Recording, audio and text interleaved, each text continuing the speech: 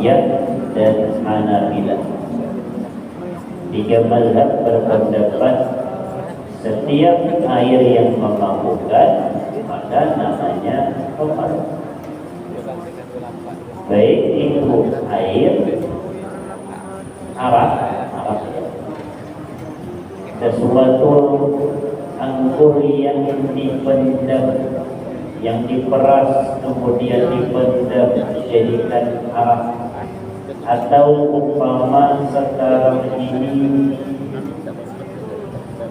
air mineral dicampur obat sehingga kalau kita minum mabuk, contoh seperti itu, maka sama hukumnya, itu sama-sama khamar.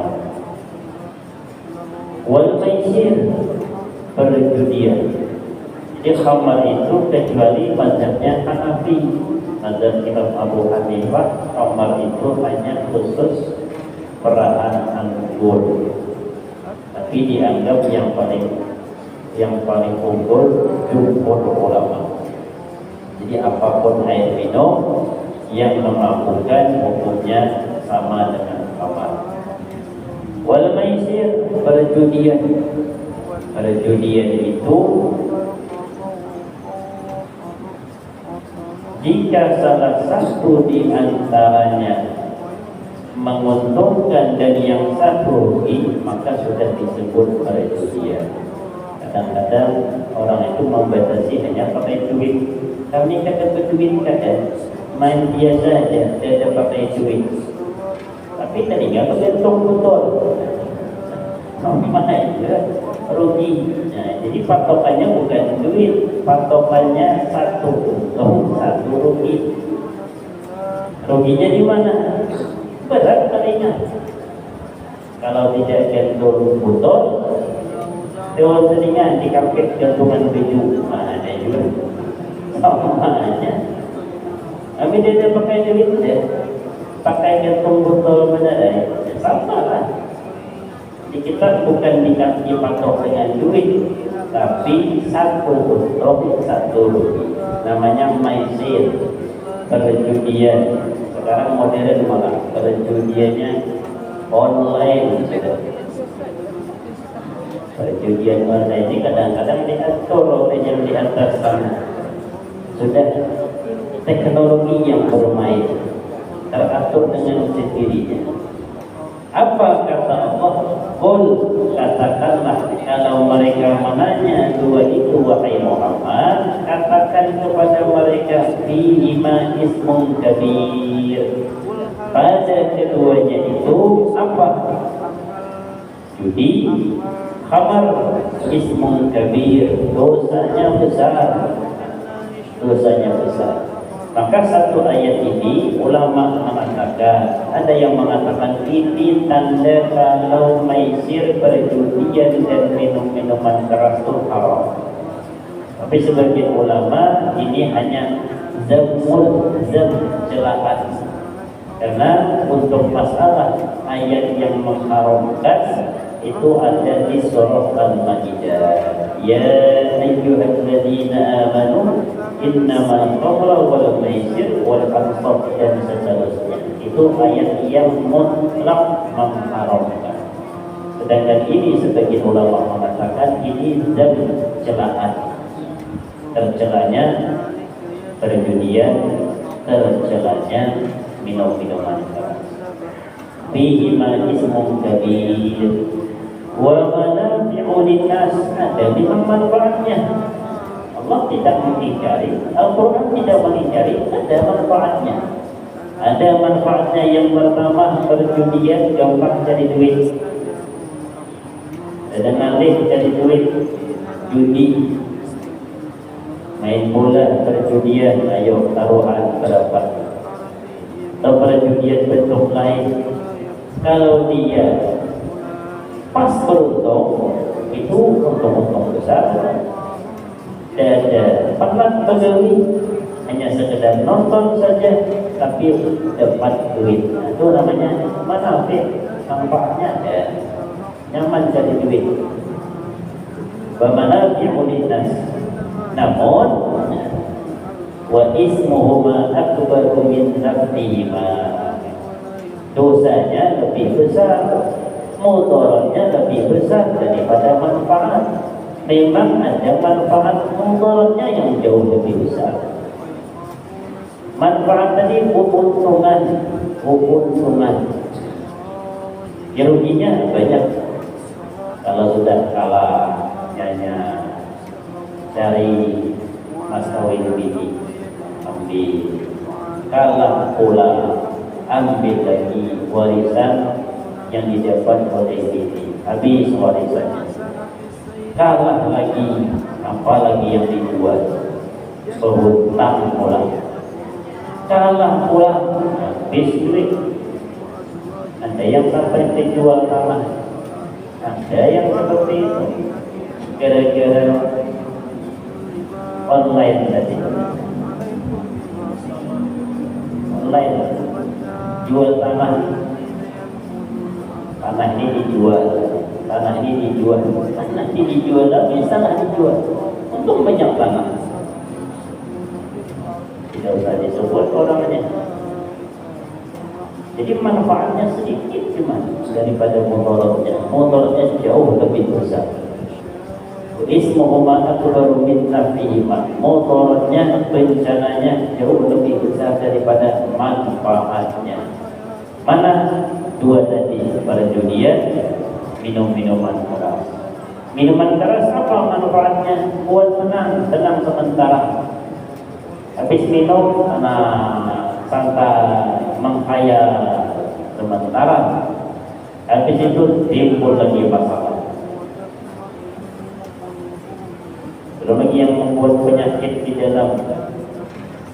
Karena minuman keras kan tidak baik untuk kesehatan. Badan sakit, luar sakit, konslet pula. Tidak karuan begitu minum-minuman keras. Wa ismuhuma akbaru min naf'ihima.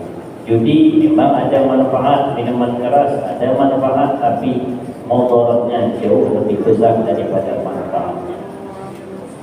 Kalau nanti sudah ada manfaat, barulah dipakai oleh kedokteran, bius dan sebagainya. Kadang-kadang diperlukan obat-obat seperti itu, tapi gunanya untuk menjadi obat. Kalau sudah untuk menjadi obat, namanya darurat. Yang namanya darurat maka diperbolehkan dipakai. Al-daruratu tubihul mahdurat dalam qawaid fiqhiyah.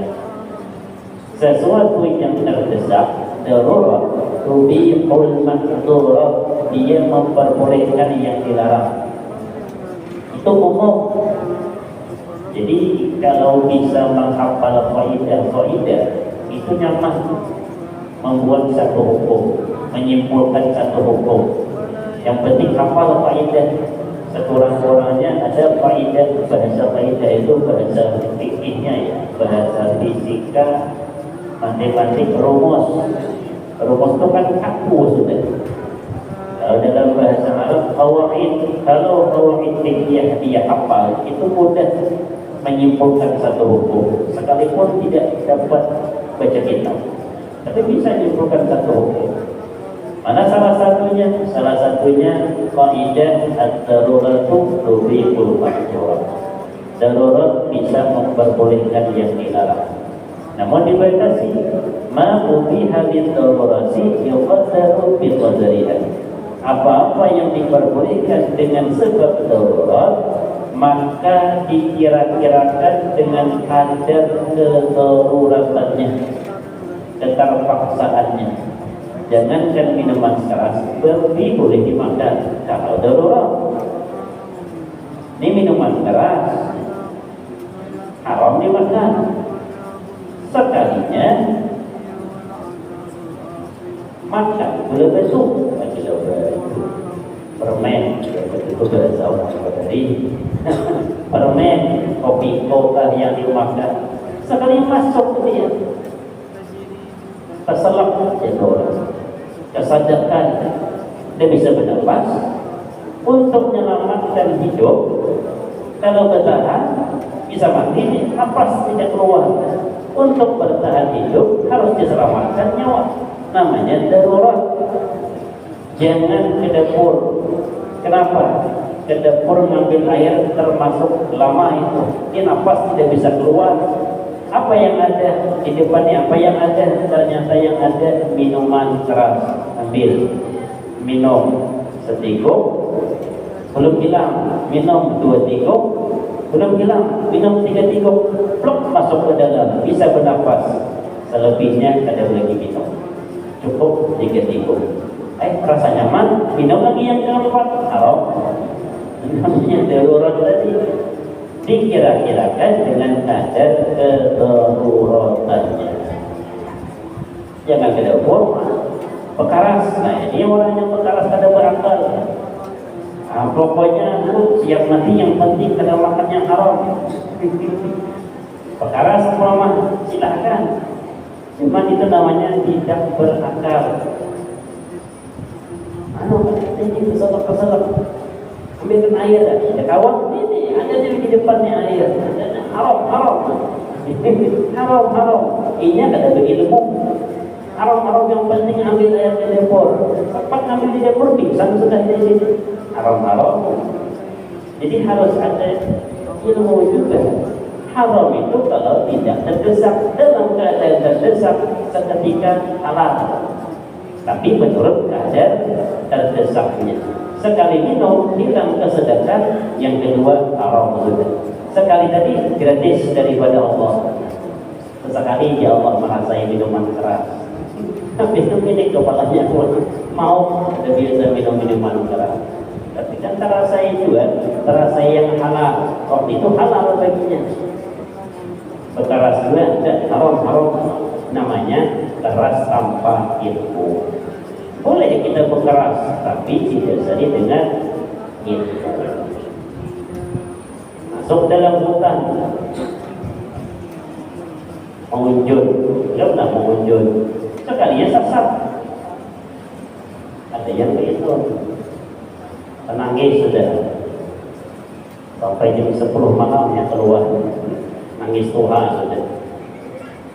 5 orang, 4 orang, 2 bunda masuk PTL sana, dalam PTL sana mengunjung dari jam 10 pagi.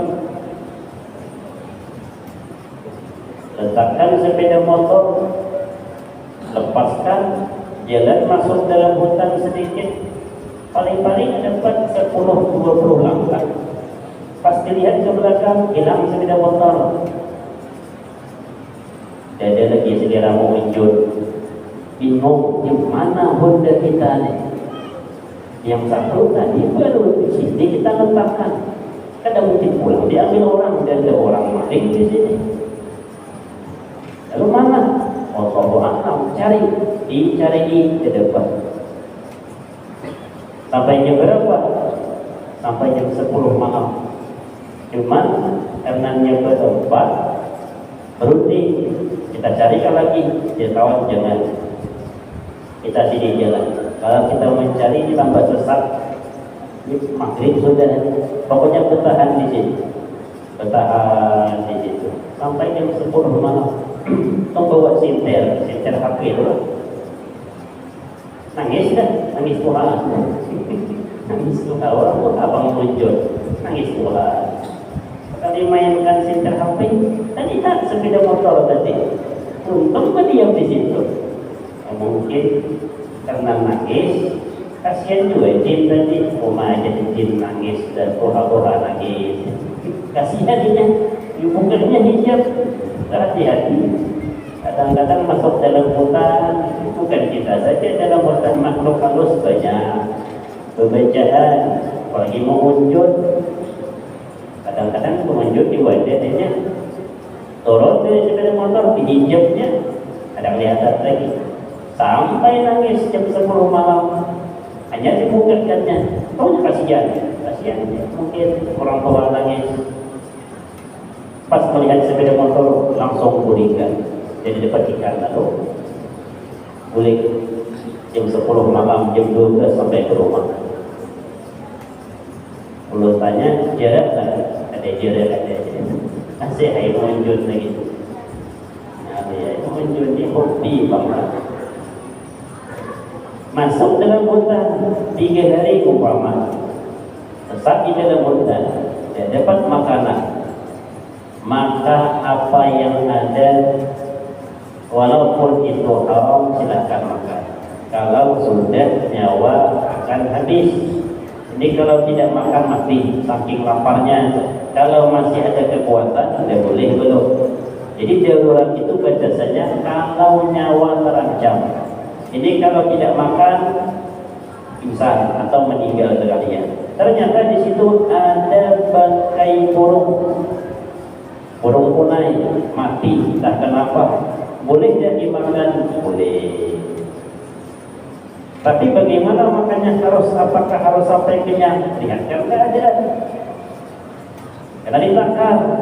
Ternyata dia sesat melihat dari kejauhan ada api. Ini kayaknya kampung nih. Paling-paling 200 meter ke depan dapat dari kampung. Cuman kalau tidak makan tidak bisa melangkah. Penat sudah, tenaga habis. Maka makan sekira-kira bisa berjalan 200 meter ke depan. Itu juga. Lebih daripada itu haram makan bangkai itu. Nah, itu namanya qaidah. Nah, kenapa ini haram? Termasuk qaidah. Kata Allah manfaatnya ada. Manfaatnya judi, nyaman dapat duit. Kadang-kadang berusaha. Manfaatnya minum bisa membuat tenang. Namun mudaratnya lebih parah daripada manfaat. Ini pun dijadikan qaidah fikih. Apa faedahnya? Idza istama'at dararat fa'alaikum bi akhafihima. Kalau berkumpul 2 darurat, maka ambil salah satu yang paling ringan. Itu dinyatakan benar atau? Karena kan tidak mesti kadang-kadang kita menjawab pertanyaan orang itu cari kitabnya atau cari kitabnya dulu.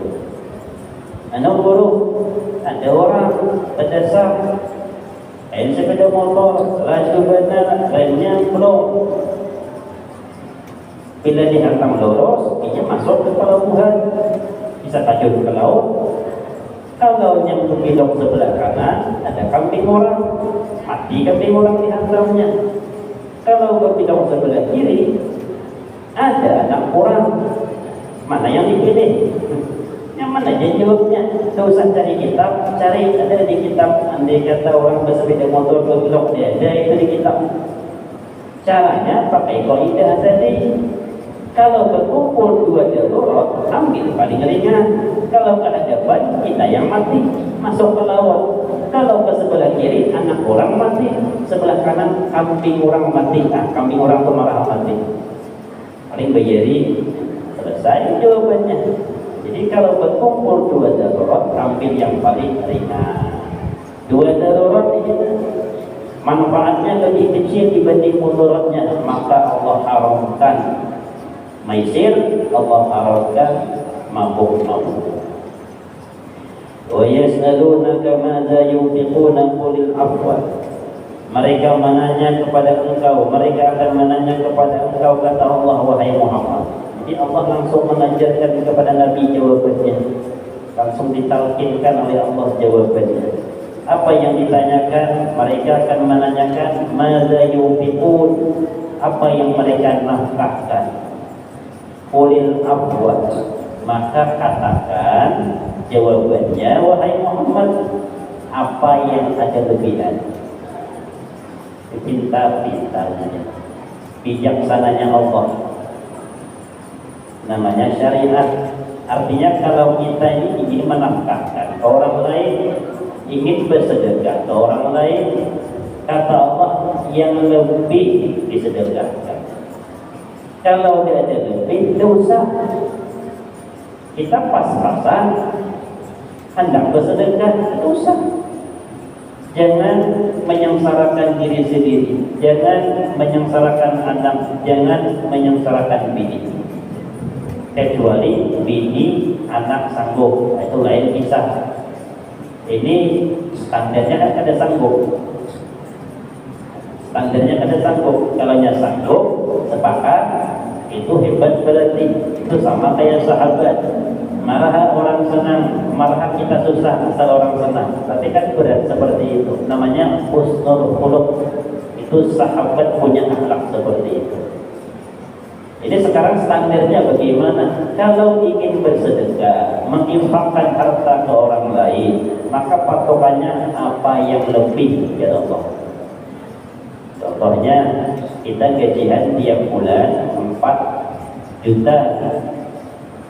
Anggaplah, dari 4 juta, itu ngepas, ditukarkan bawang, bagian kop, bagian kompor, bagian dapur, bagian pempes anak, susu anak, apalagi listrik, bensin, kemudian jajan anak, nukar lauk tiap hari. Pokoknya dalam 1 bulan itu pas 4 juta, atau paling-paling tersisa duit 100.000.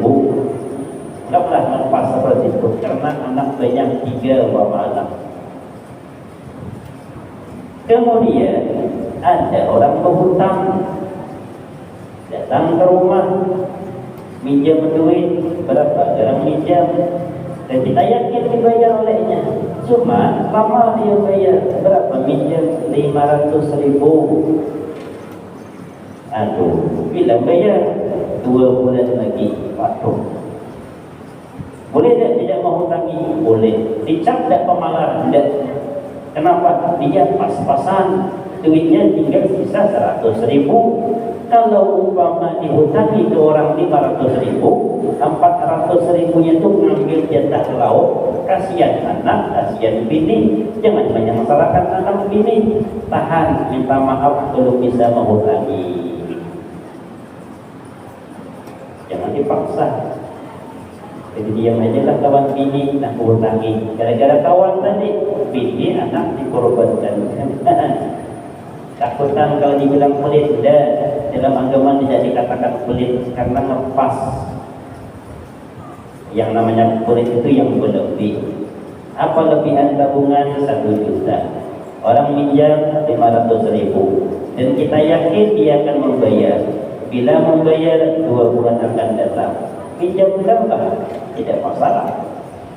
Tidak dipinjamkan, bisa dicap pelit.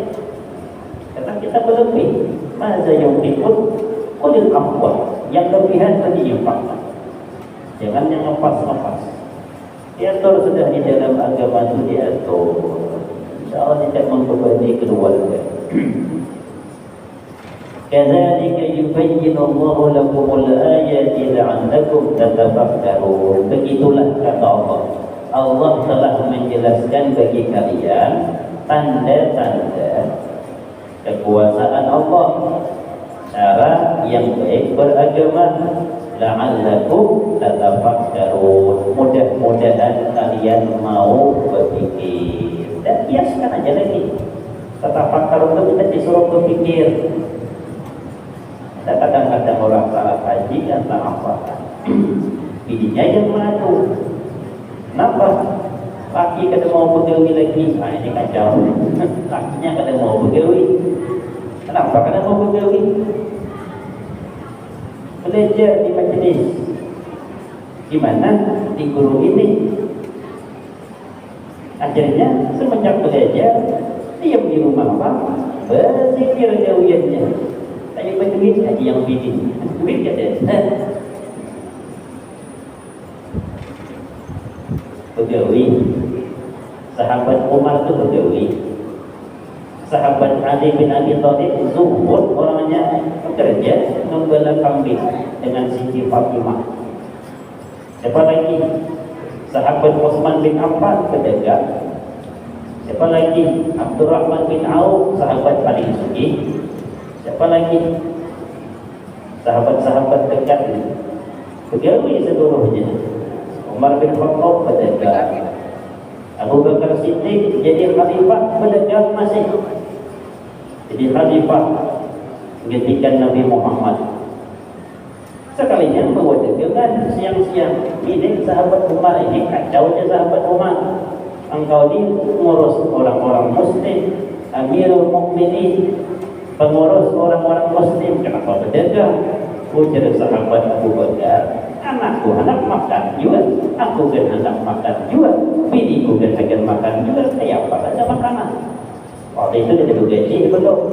Kalau dia bergaji, dia ada yang daftar jadi presiden. Menjadinya kena. Coba ya, gajinya jadi kurangi. Adalah yang kira-kira berguyur nyari anggota dewan. Gaji 5 juta jadi kan? 5 juta. Tunjangan dia sama kayak kita aja, ada tunjangan. Nah itu dia ada yang hantar. Menggaji dia lagi. Akhirnya musyawarah sahabat Umar dan sahabat Umar ni kacau kalau begini. Ada yang mengurus. Dahlah kita gaji. Nah mulailah bergaji. Berapa gajinya? Berapa cukup makan sehari? Gajinya harian. Sehari beri, sehari beri. Berapa makan sehari? Ternyata setelah setahun, istri sahabat Abu Bakar namanya Asma menukar manisan. Manisan itu bahasa kita apa? Sarang samot atau berupan dan wadai tapi manis, namanya manisan alwa. Manisan dihidangkan kepada sahabat Abu Bakar. Ujar sahabat Abu Bakar, dari mana wahai istriku kau dapat manisan ini? Dari Baitul Mal yang dikasih kepada kita tiap hari. Posisikan sedikit-sedikit sampai setahun, barulah aku dapat memberi manisan ini. Oh, jadi sahabat Abu Bakar Siddiq berarti masih bisa menyisihkan sedikit. Kalau begitu aku minta besok gaji kita yang tiap hari itu dikurangi lagi supaya dia ada tabungan itu ada. Anda itu orang luar. Apa kata nak berberkat kepemimpinannya? 2 tahun beliau mimpin. Ada lawas 2 tahun meninggal beliau. Sahabat Umar pulang naik, beliau tidak mendaftar. Ketika naik dipilih, tidak mendaftar, orang pilih. Jadi sahabat Abu Bakar kumpul sahabat Muhajirin, orang-orang yang pertama masuk Islam, kurang lebih ada 9 orang. Musyawarah kalian, siapa yang patut menggantikan aku untuk mengurus orang-orang Islam? Karena aku rasa umur sudah hampir habis. Wali itu biasa tahu umur sudah habis. Tenang itu dia. Ujar yang sahabat lain, ada di antara kami yang lebih bijaksana dibanding engkau wahai Abu Bakar. Kau yang memilih selagi kau hidup. Ujar sahabat Abu Bakar, bila aku yang disuruh memilih, tidak ada yang kulihat yang lebih tegas di dalam Islam kecuali Umar bin Khattab. Apa aja sih dia? Jadi yang lain, ayo bang, kami mumpah. Umar yang mengganti sepeninggal engkau. Ada lawas meninggal sahabat Abu Bakar. Umar bin Khattab ganti berapa tahun? 2 periode bahasa kita. 10 tahun. Tapi makmur luar biasa. Pelebaran Islam luar biasa. Ketika sahabat Umar bin Khattab memimpin dan beliau memperhatikan akidah, naik sahabat Umar memimpin, langsung yang beliau keluarkan surat pemecatan Khalid bin Walid jadi panglima besar. Bahkan beliau bingung orang-orang ini berangkat perang Khalid bin Walid dengan pasukan Islam, bawa pasukan 30.000 banyaknya, melawan pasukan 100.000 banyaknya, masih 3-1 itu. Tak melawan Persia, tak melawan Romawi waktu itu.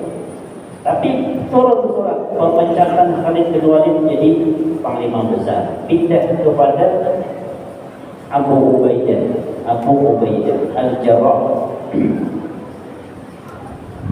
Sampai surat kepada Khalid bin Walid, beliau tidak marah, santai beliau, dan tidak sedikit pun mengurangi semangat beliau berperang. Kenapa?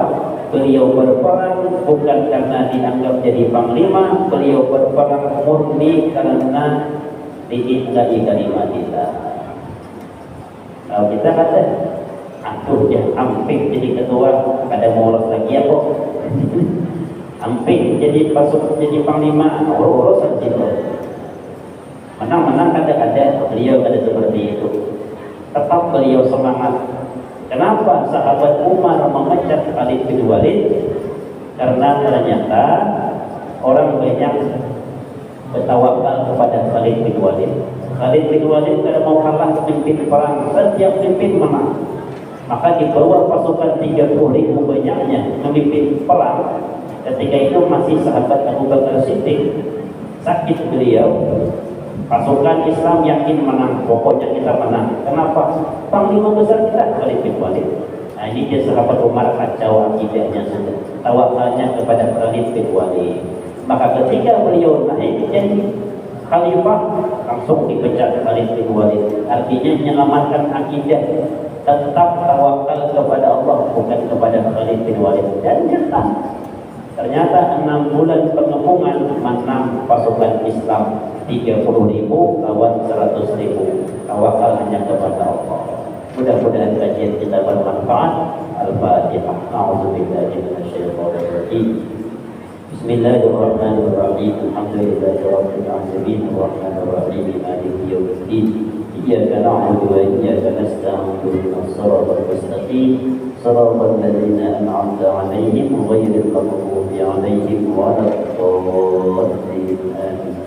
Amin. Ya Allah. Bismillahirrahmanirrahim. Alhamdulillahirabbil alamin. Wassalatu wassalamu ala asyrafil anbiya wal mursalin wa ala alihi wa sahbihi ajma'in. Allahumma inna nas'aluka salamatan fid din wa 'afiyatan fil jasad wa ziyadatan fil 'ilmi wa barakatan fil rizqi wa tawbatan qabla al-maut wa rahmatan 'inda al-maut wa maghfiratan ba'da al-maut. Allahumma hawwin 'alaina fi sakaratil maut wa najatan minan nar wal 'afwa 'inda al-hisab. Wa sallallahu ala sayyidina Muhammad wa ala alihi wa sahbihi wa sallam. Walhamdulillahi rabbil alamin. Taqabbalallahu minna.